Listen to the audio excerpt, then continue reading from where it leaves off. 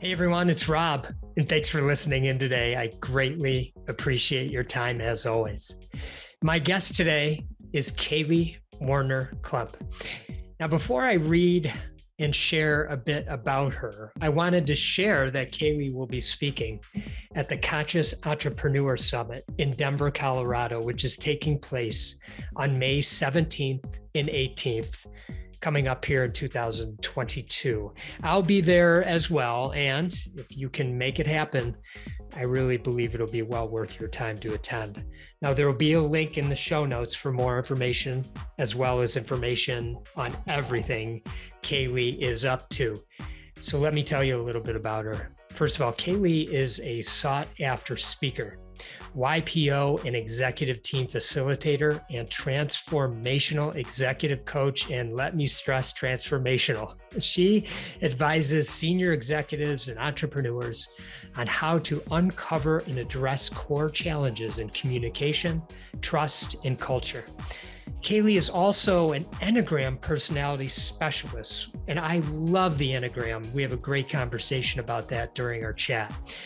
She helps organizations outperform their competitors using the Enneagram by unlocking a deeper understanding of what motivates and drives people. Kaley was also a speaker at TEDx, co-authored The Drama-Free Office, and one of my all-time favorite books, The 15 Commitments of Conscious Leadership. She also wrote the 13 Guidelines for Effective Teams, and she has a new book, another favorite of mine, I have to say. She co-authored this with her husband, Nate Klemp, who was a past guest actually on the pod. The book is called The 80-80 Marriage, a new model for a happier, stronger relationship. And it was a New York Times editor's pick. Okay, enjoy every moment of my chat with Kaley. Kaley, great to see you. So fun to be with you, Rob. I'm so happy that we're here together today. Me too. And it's a unique circumstance. I actually had a husband and wife who were on the podcast together. So this is my second kind of husband-wife situation, but your husband, Nate, and I did a separate podcast, which was awesome. Yeah. So anyway, you're in unique company, I guess, because I don't get to do this very often with a husband and wife team that's that's got so much wisdom to share in the world. So thanks for joining. I loved hearing Nate on your podcast, that there are so many things where we'll discuss them as a couple, but hearing it in the format of your questions and the elegance with which you ask them led to some really fun conversations. So I feel like I'm in the lucky spot. Oh, that's so nice of you. Well, we were just chatting a minute before I hit record, and you said, "Oh, you always start with a quote," and I got wondering what you might start with. So, yes, I always do start with a quote. I do like to do that, and so here it goes. It's short. It's wherever you go, there you are. John Kabat-Zinn. All right, what comes to mind for you?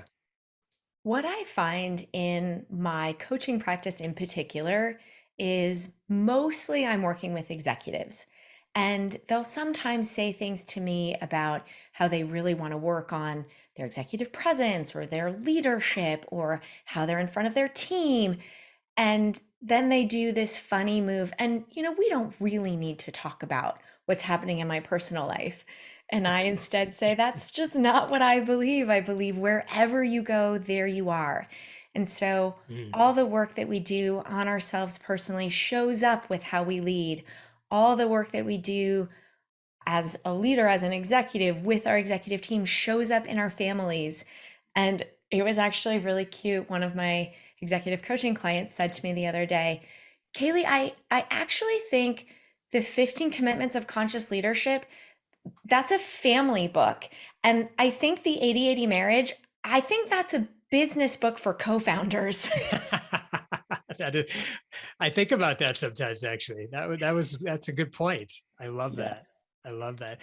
I read somewhere that where you said your soul is in the mountains. Now, obviously, you live very close to the mountains in your backyard there in Boulder, Colorado. Um, but can you talk a little bit about that? What does that mean? Yeah. When my husband Nate and I were first together, we lived in New Jersey and then we moved to Los Angeles. And actually, part of this insight came from Jim Dethmer, who I know is another guest that you spoke with. Mhm. And Jim was down with me in Los Angeles and we were hiking through the hills and down at the ocean. And he said, Kaley, you're a yes to life person, that we could plant you anywhere in the world and you would grow. But where is your soul home? And as I reflected and as I considered, my soul is home in the mountains. And particularly in the Colorado mountains, I love basically everything there is to love about them. I love hiking, I love skiing, I love mountain biking, I love being in the space and the perspective that it offers. Being able to be in a mountain or on a mountaintop looking out and recognizing the perspective has shifted so dramatically. And at least for me, concerns that felt significant often feel much smaller in the same way that the car that felt large when it was able to surround me as I was driving to that spot or to the trailhead looks pretty small when I'm up on the Mhm. mountaintop and it's about the size of an ant. Mhm. That's well said. I love the mountains too, and I live near water. Actually, I live just Mm. by Lake Michigan.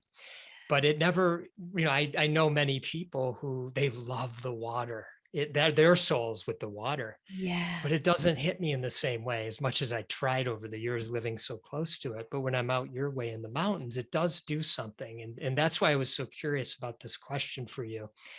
And I wondered, do things seem smaller because when you're in the mountains, you're actually physically so far away from some of those things, even though they are things oftentimes in our minds, but we're far away and then we have the space in a way.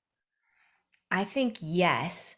And I also think that for me, the mountains in particular and nature in general is an access point to something bigger than myself. Mm, So, yeah. spirituality, to the divine, to presence. And as I am more in tune with that side of myself, not only is it physically distant, it also has just a larger perspective or a larger context that the Mhm. issue or the question or the dilemma fits inside of. Mm, that's good. Okay, you're not going to believe this. I have another quote. Amazing.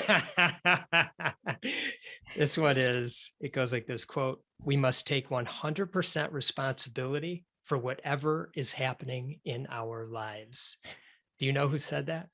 Did we say that in 15 Commitments? Because if we did, we took it from Gay and Katie Hendricks. Well, I have this actually, and maybe I didn't do good research, but I have this. It's a fellow by the name of Jim Warner.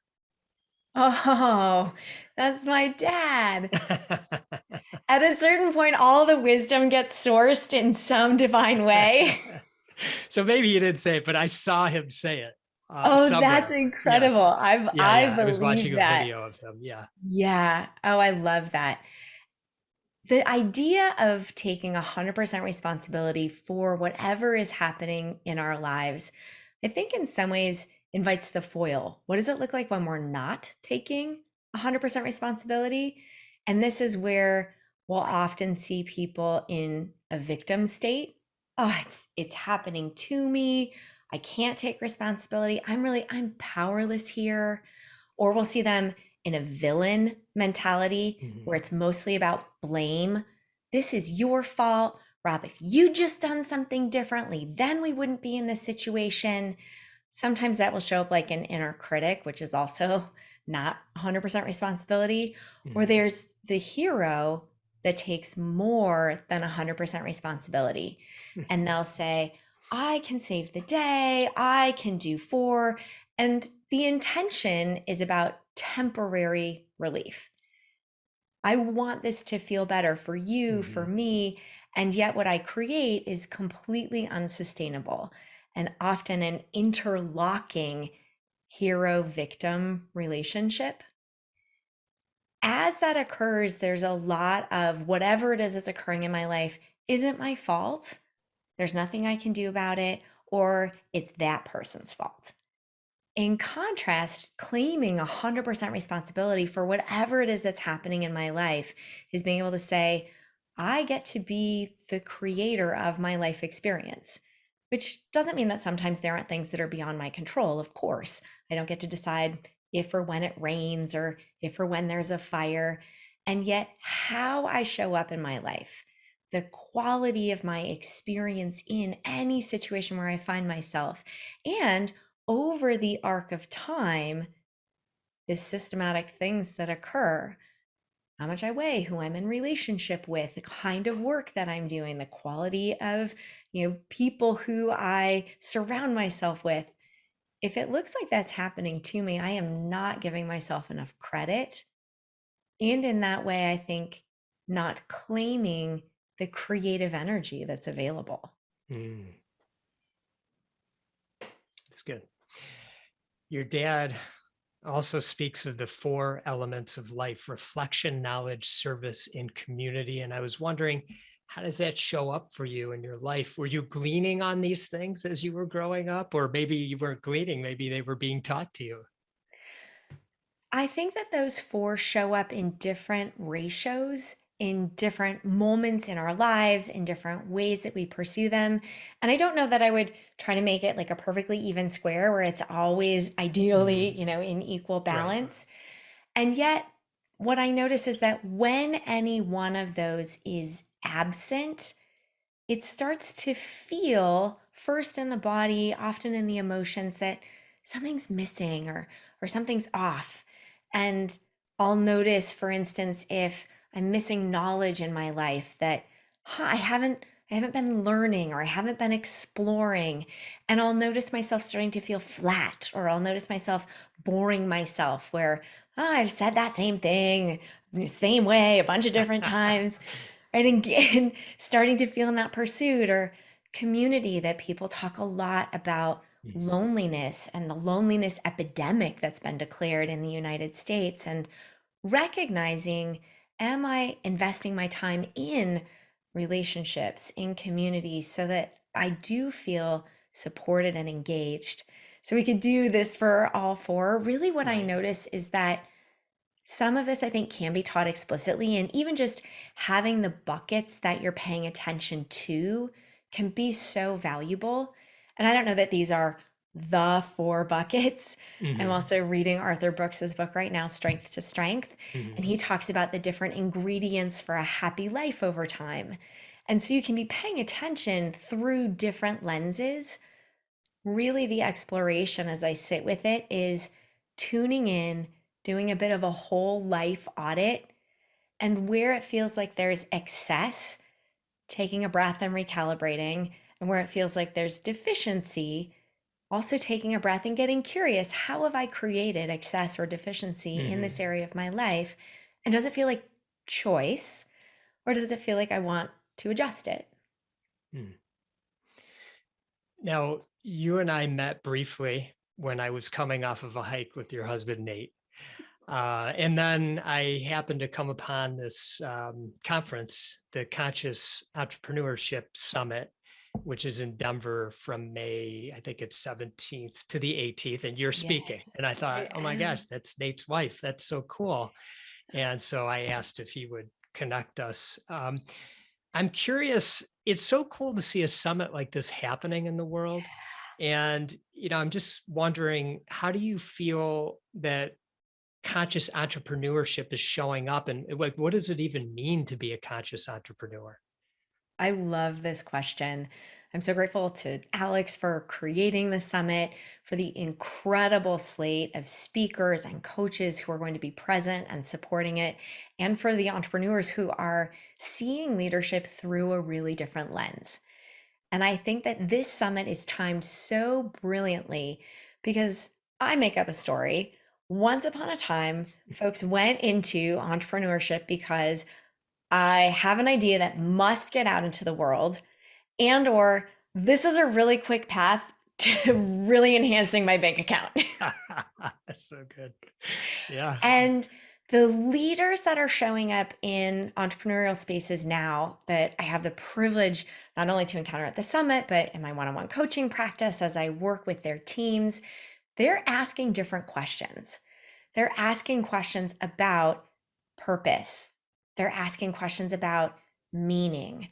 They're asking questions about leadership, not just as, see, I'm the leader, but servant leadership through a different lens, leadership in terms of conscious leadership as we would define it. What does it mean to lead from a context of curiosity, being more committed to learning than to being right, to having a language with their team around candor and avoiding all of the aspects of gossip or politics or withholding or the meeting before the meeting and the cuddle after the meeting. That as these entrepreneurs, as these leaders really embrace this new way of approaching business, I notice that they're committed to the ripple effect. And I think that any business leader, entrepreneurial or otherwise, at one level has always been aware that they have a ripple effect impact, that they're employing people, that they're in many respects stewards of resources in their communities, that often they'll be able to stand for something. I think that these conscious entrepreneurs are acknowledging the ripple effect and investing in it on purpose. I wonder who says that you can't have a great idea, that you just have to get out in the world.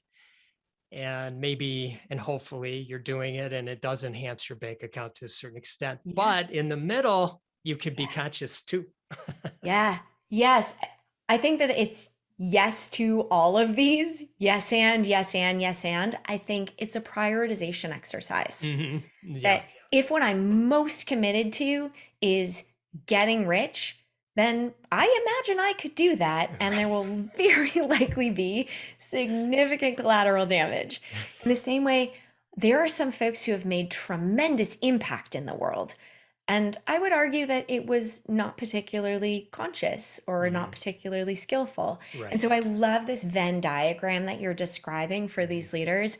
How am I doing what I'm doing? And that awareness of the way that I show up, not just what I do, matters. I'm dying to see you talk. I'll be there. Oh, I didn't realize that. That's so exciting. Well, I mean, in everything that you're saying, it feels very relevant in my next topic, because you co-authored a book, what seems like ages ago, 2014. Can you believe that? The 15 Commitments of Conscious Leadership. And first of all, I want to thank you and your co-authors, because I got to know that book around 2019, right before we came into the pandemic. And boy, was that a great read for the leadership team as we went into, this next phase of what we were having to encounter. So excited. But, it's almost like you were ahead of your time. I don't know if you ever think about that, but it feels more relevant today than ever. How do you feel about that? Thrilled, honored, delighted, inspired that, to your point, this idea, this book in 2014 that at the time felt like it was pushing the envelope. Right. That now feels almost like an of course, is such an affirmation, not necessarily of myself, Diana and Jim, though I am so proud of the work that was created. And I have so much gratitude for Gay and Katie Hendricks and Byron Katie and many of our teachers who we reference in the book, that it's all in one place and that leaders carry it around. I was recently with a team. It was so fun to watch this leader where I was referencing something. She just pulled it out of her bag. She was like, all right, so friends, it's right here. It's like a guidebook. It was. Let me reference. Like the Lonely Planet for Business is the 15 commitments. Right. And then for our relationships, we'll have the 80-80 marriage book, but we'll talk about that in a minute as our guidebook. But so let's start with one of the concepts from the very beginning of the book, which is this above the line, below the line. Share a little bit about that. The entire book, The 15 Commitments of Conscious Leadership, is organized around the idea of this line. And above the line is characterized by curiosity, characterized by a by me mindset. So it's what we were talking about before with 100% responsibility. I'm creating the experiences of my life. In many respects, what I also notice above the line is that there's an abundance mindset, a possibility mindset. When I go below the line, and I say when, not if, because my experience of myself, everyone I coach, the entire human population, though I suppose I'm not friends with the Dalai Lama, is that all of us go below the line. And when we go below the line, it's characterized by scarcity mindset, by defensiveness, by feeling like life is happening to me. And as I put on that pair of glasses where life is happening to me, it just gets more constricted. Fewer things are possible. And different people have different flavors of what it looks like below the line. So you can get the flavor that's really aggressive and really hyperbolic and really dug in about how right they are about being right. And that righteousness can be a huge defining characteristic. Other folks below the line are going to withdraw and get really passive and disappear where there's nobody here to mess with. And so getting really clear about what's your flavor when you're seeing the world through these glasses of it's happening to me, scarcity, and really less than or way more than 100% responsibility. Mm-hmm. You talked about curiosity, and I don't know, I'd love your experience with all the folks that you work with. Is curiosity something that can be learned? Some people, I feel they struggle actually with curiosity. It's a Yeah, hard thing for them. I think practice makes permanent. And so I think curiosity is a skill that can be practiced. Can it be, taught? I don't know that it could necessarily be didactically taught where you experience it with a person and they go, "No, thank you." I don't think you can like make someone learn Mhm. curiosity. What I find really, really interesting about curiosity is that, at least in my experience, it's multidimensional. And what I mean by that is, I want to be curious about you, and I want to be curious about the world, and I want to be curious about what could be learned here, and curious about the possibilities. And I want to be self curious. What's going on inside? Hey, how did I translate that? What stories am I telling myself between my ears? Hey, how is that influencing how I show up in the world? And I think that sometimes people will limit themselves to curiosity externally. And in my experience, Mm. that can actually feel not very curious at all. If I'm on the receiving end of someone's curiosity, there's a certain moment where it can start to feel like, oh my goodness, I'm being interrogated. And yet there's an approach where, as I'm curious and as I'm revealing, and as they're curious and they're revealing something new, Mhm. it's like there's a third way that gets created in the midst of self and other curiosity, or Mhm. that sort of self other loop, that I think opens up new ways of thinking, new ways of being that aren't available if Mhm. we're not willing to engage. So talk about the drift shift model. Yeah. So if we imagine ourselves above the line and we're working through our lives and we feel curious and we feel engaged and we feel present, and then something happens. And this something happening can be anything from the email comes in and the from line gives me that drop in my stomach. I'm like, oh, shoot, it's so and so, right? This something happening can be the lawn people are here and I'm meant to be on a podcast and I scare myself about the background noise, right? Something happening occurs reliably in life. And in that moment where I recognize there's a catalyst, there's a something. If I'm on my game, if I'm really sort of present, I just shift. I breathe, I embrace what is, and I come back to presence and I work with whatever the Mhm. circumstances are. Mhm. The drift is where I constrict, is where I fall below the line And most commonly, I show up in one of those three drama characters that we talked about a little earlier. That sometimes I drift and I go into blame. They shouldn't be here. Nate should have scheduled them on a different day. Didn't he read my calendar? Right? Or go into victim, like, oh my goodness, there's nothing I can do. This is just going to be so loud and I'm so stuck. Or I go into hero mode. Okay, I could drive to my parents' house, and if I drive there and I do, right, like, and my experience is that the more attuned I get to my own drift moves, the faster I'm able to make a shift. Yeah. And this actually, I would love to hear your experience. In my experience, this feels really important that drifting isn't bad. Right. Drifting isn't wrong. Drifting is so human. It's so natural. In some ways, it's the way that our minds were programmed once upon a time where we really were living in a world of danger. But no saber-toothed tigers are about to jump through my window, and probably I'm not an existential threat if something happens with background noise. But that drift occurs, and the more familiar I am with it, the faster I shift. The faster I can take a breath, Yeah. the faster I can find responsibility, the faster I can find the giggle in myself, where I find my own drift moves really cute when I'm present.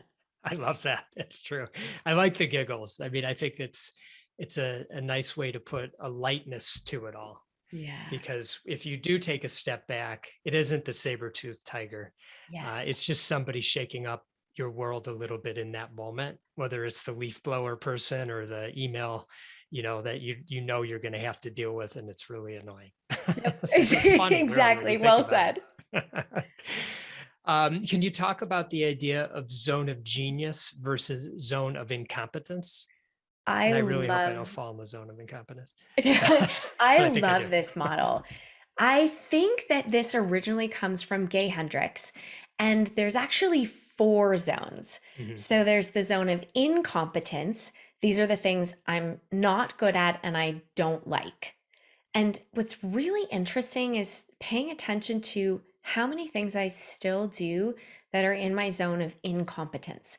So, as a for instance, I am really terrible at growing plants.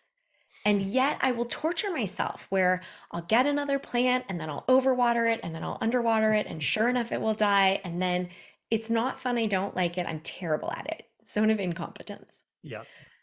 Next is the zone of competence. And these are the things I can do, but I'm not particularly good at them, certainly not on a relative spectrum and better than anyone else who could do them.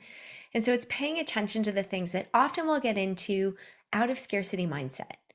I should drive myself to the airport because that's the fiscally responsible thing to do, rather than recognizing, oh my gosh, it would feel luxurious to take Lyft to the airport so that I have that time to work, listen to a podcast, rest, whatever it might be. So incompetence, I don't like it. I'm not good at it. Competence, I'm fine at it, but I don't really like it. Excellence is where most people get stuck. Excellence is where I am better at it than most people. Often in this space, I get a lot of accolades. Oh my goodness, you're so articulate, or gosh, you just have incredible stage presence, or whatever it is that I imagine show up as people are appreciating you for all the work that you do in the world. And in excellence, there's a moment where there's a bit of an adrenaline hit and there's a bit of a dopamine hit because praise feels really good. But if I check, my energy is flat. It's not draining, it's not terrible, but my energy is flat. Whereas zone of genius are the things where I love what I'm doing and it feels like a unique contribution in the world. These are the things where very often people describe time disappearing, or people will describe feeling almost giddy, like, Rob, you're never going to believe this. People pay me to play all day. It's amazing. And you can feel there's a joy, there's an energy, there's a presence, and there's a unique contribution that shows up in Zone of Genius. And one of the things that I really love is paying attention to sometimes things that start in the zone of genius, after you've done them for a while, for whatever reason, now fall into the zone of excellence. Mm. So this isn't a one and done exercise where, hey, I did the exercise. I told people the 10 stories of times where I really felt in flow, and we wrote it down, and here are my themes. Check. It's that over time, as you grow and develop as a person, as your interests sort of transition and grow and shift, really updating your own internal map of yourself around what is zone of genius now is really fun. I love that because, you can kind of, if you're in that zone of genius, you might feel as though that's your genius. But what I'm hearing you say is you've got more. There's more genius inside of you. Move Yeah. that over to excellence now. It's time for something else. Yeah. And to be in the inquiry as these things Hmm. emerge. One of the things that I've also found that's really, really interesting is that zones of genius often live in people's blind spots, Mm. that there will be things that they feel like don't count because they love it so much or it's so natural to them. And there will be an assumption, well, can't everyone do this thing? And then they'll sort of check out in the world and be like, oh, that's actually not the case. Mhm. My husband did me a huge favor in reflecting back to me where I was, sort of relaying my day and how fun it was and how energized I was. And he was like, babe, were you on for 10 hours today? And at the end, I was like, can't everyone do that? Isn't everyone completely energized? And he just started laughing. He's like, can you hear yourself? I just want to So good. reflect back to you. That's not in the sort of the norm. This is you. This is your Mhm. superpower. Mhm. And in starting to recognize and appreciate that in myself, it allowed me to lead with appreciation rather than expectation. Mhm. So I want to ask you one more question about the Yeah, 15 commitments, and then I want to move on to a sure. natural segue into marriage and relationships. But I love this chapter on experiencing the world as an ally. And I'm wondering if you can talk about that idea. And I just wanted to make 2 points that I grabbed from there. And one was, it was a quote I pulled. It's, I commit to seeing all people and circumstances as allies that are perfectly suited to help me learn the most important things for my growth. Similar to Yeah, what we were talking about earlier, but yeah. keep going. I think that this commitment is perfect around changing the lenses around how I see people in my life. Mhm. So, most people can think of a person with whom they experience conflict or with whom they just, it always seems like it's a little bit more of a struggle. And so, as people bring that person to their mind's eye, there's a way to make them the problem. Ah, it's my sister. You know, I just, every time she makes a decision, it disrupts the family dynamic. And this is such a problem because of X, Y, and Z reason. And if I switch and go, huh, how is she perfectly suited to be my teacher around whatever it is that I am most needing to learn right now? I'm like, oh, wow. Without her, I wouldn't learn about how I take responsibility for situations that actually aren't mine to control. Or without her, I wouldn't get to appreciate some of the things that come naturally. Or without her, I might completely overlook the delightful human who is my brother. Like, hard to know. But as I get really curious, anytime someone gives me that, like, that's where I want to use this commitment and really get curious. How are you helping me learn? How are Mhm. you helping me expand? And I actually think that you can expand this one out to public figures, that people will get super fired up about, Right. whomever the president is or whomever the governor is or whatever decision was made. And to really get curious, gosh, how is Q so in service of my growth? Or how is the president so in service of my growth Mhm. as a human? It's a great exercise to do that, to really, and you have to be truly, truly open and honest and let it all go to be able to do that. But it really Yeah. is a wonderful exercise. I love that you shared that. Thank you. All right, I want to segue to your book, The 80/80 Marriage, that you wrote with your husband, Nate. Yeah. And it's so funny because I'm curious, do you see parallels here often? So I was just thinking about both books, having read them both. And so, but anyway, let's just start really at the beginning and talk about the 80/80 concept, just Yeah. so people understand what that is.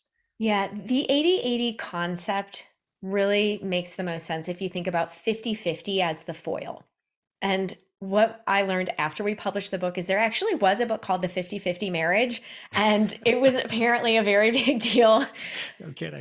Since then, those authors have gotten divorced. I would never wish that upon anyone because one of the hilarious things about writing a book about relationships is how many people will come out of the woodwork and Oh, say things like, Kaley, I knew this couple.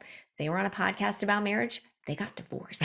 This is sort of this existential all threat. of a sudden the pressure just Oh my rises goodness. because you wrote the book. Pressure mounts. I digress. So Yeah, right. 50/50 in a relationship is where the goal, I think, for couples in modern day is can we be equals and in love? Mhm. And in a world where so many things are controversial, there's a Pew study where 98% of Americans believe in equality in marriage. We're like, okay, equal, we believe in it, and in love because we're married. Okay, what technology do we have for that? Well, we'll make it fair. Well, the problem with 50/50 fairness is it leads to a whole bunch of scorekeeping. All right, so I did a load of laundry and therefore you must take the trash out. I got up in the middle of the night to get the kid water, and so you must get up at 5 o'clock in the morning when they want to, read a story before we're out of bed. There's this tit for tat scorekeeping that starts to occur that leads to so much conflict. And so what we say in the 80/80 marriage is there's really two pieces. The first is about shifting your mindset. Rather than a mindset of scorekeeping, can you shift to a mindset of radical generosity? Can I strive to contribute 80%? P.S. We're aware the math doesn't work at all. There is no such thing as 160%. And that's kind of the point. In our intimate relationships, can we strive to overshoot the mean? Can we try to do more than our quote unquote fair share? With that mindset, that allows us to have some structure conversations, because unfortunately I don't believe that you can contribute and appreciate yourself into marital bliss. There also needs to be some of the, well, how does this work in real life? And so that piece is really shifting out of 50/50 where I win for myself, and there's a bit of a win-lose dynamic, which, as you're saying, the parallel to win for all in the 15 commitments is very striking. Mhm. But in 80/80, the big idea is can we set up our structure so it feels like we win together? So the metaphor that we like a lot is on a basketball team, you could do it where I'm going to score the most points, but we lose the game. In marriage, we think that's really a losing proposition. Instead, can it be how do we pass the ball back and forth? The ball being our life, our roles, our priorities, so that we win the game. Mhm. All right. Slow fades. Yeah.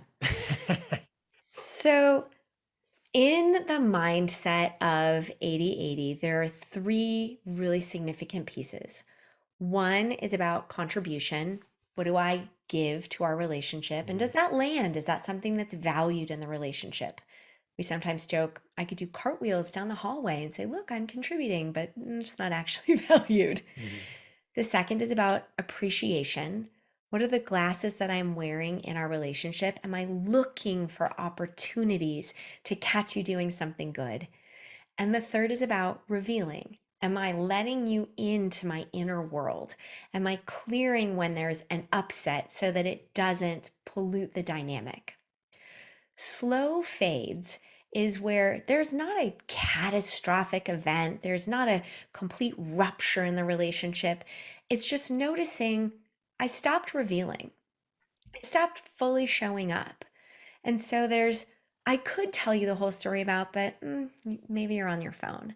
Or I could reveal how something feels, but the kids need something, and so I'll just skip over. And so it's these microscopic movements away from each other that over time will end up leading to a place where it does feel like there's a real chasm between you. Again, not because one day you woke up and decided, I don't love you anymore, because Mm. a tiny bit, a tiny bit, a tiny bit, a tiny bit, I wasn't forthcoming, I wasn't revealed. So the awareness of this, as I'm going on 30 years of marriage this Congrats. June of 2022. So um, what kind of advice are you giving around being really, really aware of these slow fades and to ensure that they're not happening? Yeah, there are a few different pieces that I pay a lot of attention to. One is, am I telling someone else something that I'm not revealing to my partner? Mm, So, hey, good I'm advice. walking around, as you know, I love the trails. I'm walking on this trail with my best friend, and I find myself telling her about my inner world in a way that I'm not describing to my partner. Pay attention. That's very Mm, likely a that's slow good. fade. Similarly, I think there's the idea of, are we making intentional quality time for each other? That a slow fade is being too busy, that it's the end of the day, we're Right. both exhausted, we collapse on the couch, we turn on Netflix, or we scroll our news feed or Instagram or whatever it is that we're up to, and we aren't connecting. That's another place to pay attention. Just what are the habits and rituals around intentional time? And the tip in that instance is, as you carve that time out with each other, so very often people will have a ritual of date night. We're actually huge fans of date hike. It's one of our favorite things That's that we good. do. Makes sense, my soul being in the mountain and present. Hmm. And we'll leave our phones behind so that we can be fully present with each other. And our challenge to ourselves is, can we ask different questions? Because if you're on date night and you say, how are you? And your partner says, fine. How are you? Good. So, hummus as an appetizer? Just rather, and so giving yourself a challenge to think of, what's a new question that helps me know my partner in a different way? Yeah. I love that. And, I always think about, well, I'll just use my own situation as an example, in that I feel I don't really know my wife and I don't know that I ever will. And I like that. I Yeah. feel like that's I'll say, wow, I didn't even know that after 30 years. That's Yeah. mind boggling. And I love that. That's so cool in a, Mhm. such a cool way. So, I love that so much, Rob, that I I think about first dates and right. where the universe of what could be known about this person is still available to you. Yes. And can I bring sort of first date mindset Yes. That's good. to the experience 30 Mhm. years later? Because the surprise also of, I think about them like address updates.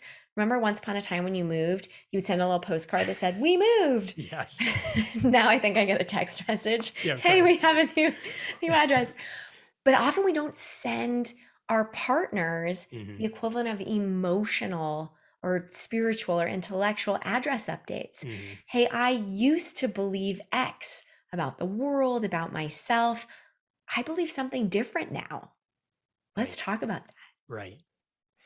We're ever changing. that. Hmm. Okay. What about this topic of, I'm not going to say this right, sex orgasmic altruism? Did I say it right? Oh, so the title Am of I the allowed to talk chapter. to you about that?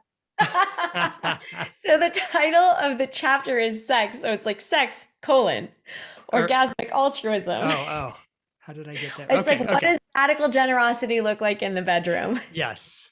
Okay. Let's Oh, talk that's about so funny. that. You listened to the book. I know that chapter. So the big idea is, in 80/80, radical generosity shows up in all dimensions of your life. And that sex is a reflection of your whole life.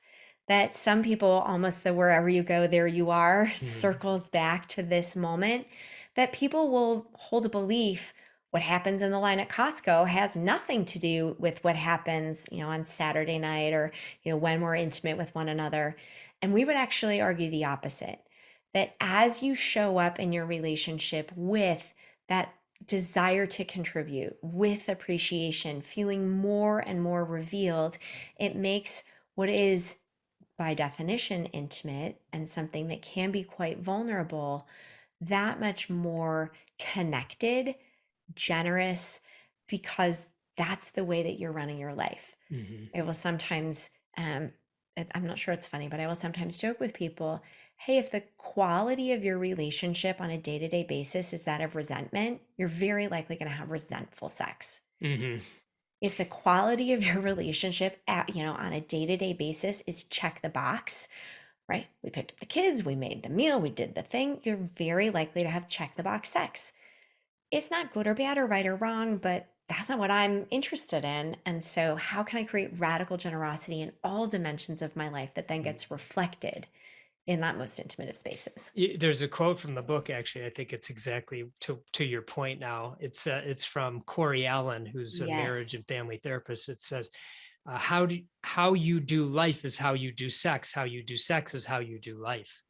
yes. So I thought that was really good. Why do you think the experience of sex changes so dramatically in marriage?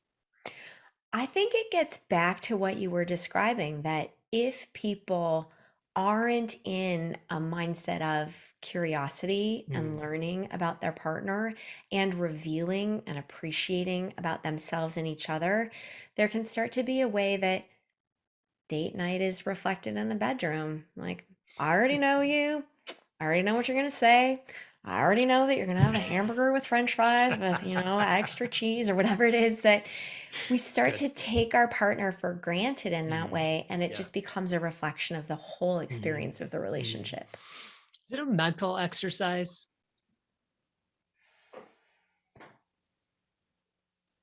I think it's a willingness, a curiosity, Mhm. and a surrender exercise. Mm, yes, that's good. One more question on this topic. You talk about four complex, interconnected problems keeping couples from joyful sex: time scarcity, unrevealed resentment, power struggle, mismatched expectations. Mhm. In under power struggle, sexual desire discrepancy, SDD. Yes. What is that? So that's an actual, I think it's a disorder that has been diagnosed. And Mhm, essentially, what it's saying is that it's extremely rare for both partners to have the same exact sex drive. mhm, And so when there's a discrepancy, there's typically a high drive partner. That person is more interested in more frequent sex, and a low drive partner. That person is often interested less frequently. And so when there's that mismatch, it can show up as a huge power struggle because the person with the higher drive feels like they're pressuring their partner, or they're cajoling their partner, or their needs aren't being met. The low drive partner often feels pressured, they feel guilty. And so there can be a lot of tension that occurs in the relationship. To address it, we really believe structure and plans help. okay. And it can sound like it's not very sexy to do the like, okay, so it's Wednesdays and Saturdays. And yet, particularly against the backdrop where there's a drive discrepancy, it helps take away the power dynamics of, do Mm, I want to take the risk? Am I going to get rejected? Like, oh, do I need to feign a headache? Like, instead, it just allows people to come with vulnerability and with mm, connection. mhm. Okay. There's a lot of cool resources, by the way, on your website, which is 8080marriage.com. And the date night information on there is great. So thank you for that. All right, let's shift topics a little in a little remaining time that we have. What are themes that you see arising right now in leadership coming, this past 2 years being so challenging for so many? I think connection is a huge theme that's showing up in leadership. Some of it is around the literal questions of, can we be back together in person? What Mm, does connection look like for folks who've moved to fully remote workspaces? what is connection across different geographies through a screen, and the notion of feeling like you're part of something in that creation of the impact, in the accomplishment of the mission, for it to have people feel really bought in. I think connection is a huge piece of it. Mhm. I also think that the desire to live in that Venn diagram, how do we do well and good at the same time? And the quality of leader that they want to be. I think there is a conscious entrepreneur summit, I think speaks to the themes that leaders are exploring and the commitments that leaders are making. Mhm. How, what kind of feedback are you giving to teams, say, when they are not able to connect like they used to, or maybe it's even been intentional, where, people are recruiting all over the place now and saying, I don't care where anybody lives anymore. It doesn't matter if they're awesome, Yeah. we'll do Zoom or whatever, we'll make it work. Of course, there is a little bit of a connection on Zoom, but it's much different. And so what kind Yeah. of feedback or ideas are you sharing with the people that you work with to bridge that? I think that remembering our shared humanity is a huge access point to connection. And over Zoom, sometimes we have access to our full digital photo libraries, things like asking each person to come to a meeting with a picture of them as a child Mm. just helps us remember, oh, that's right, we're people. I think that one of the things that happens with virtual meetings is that there's the like, we're on and we're on, and we lose the water cooler and the coffee pot and the walk to the bathroom and the like, how was your vacation and tell me about the dolphins. Mhm. And so intentionally adding that back so people get to connect on multiple levels, Mhm. I think is really valuable. I Mhm. think the other piece of that that's really useful is candor. That connection is so facilitated by people being able and willing to share what's going on. Hey, what's working on your team? Where do you feel stuck on your team? The connection also happens when it feels like we are allies on the same time, on the same team, working to address whatever this challenge is and create a solution that's as skillful and as innovative as possible. Mhm. Can you share what the Enneagram type indicator is for those that don't know, and why are you such a fan of that particular tool? I love the Enneagram. I'm so glad you asked me about it. So, the Enneagram is a personality system for folks who are familiar with things like the PI or the Berkman or color index or culture index, or, there's a lot of Million, right? personality tools out there. Mhm. Um, the Enneagram has 9 different personality types. You'll know the Enneagram because they're plotted on a circle rather than in squares, which is where most of the other personality systems plot.